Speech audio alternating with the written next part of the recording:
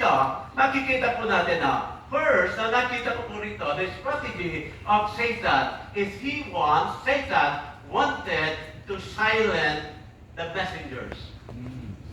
Amen? Na? Kaya dito, ano nangyari? Ayun po, mga kapatid, na si James, pinatay. Sino ba si James? Ang sabi po sa ating Bible, sa verse number 1, siya po ay, ano po, and about the Herod of yan. Verse 2, wala. And he killed James, the brother of John, with a sword. Amen?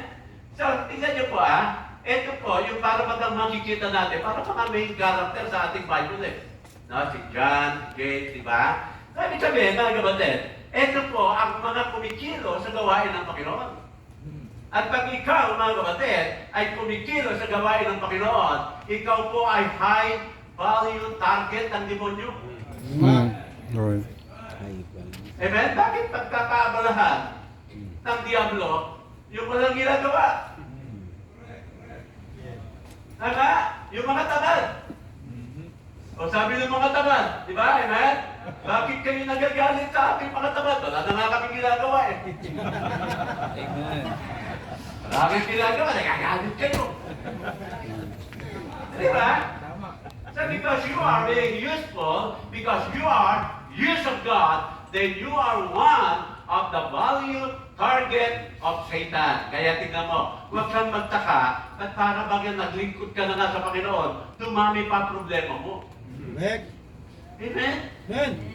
Amen? Amen. Huwag po na talaga kayo magtataka.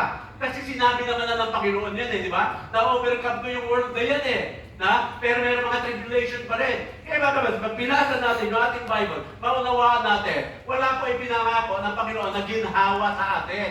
Na kung meron man po siyang pinangako na ginhawa sa atin, sa langit po yun. Amen. Wala ka naman tayo sa langit. Amen? Kaya huwag mong hanapin ang langit sa lupa. Amen. Amen? Amen.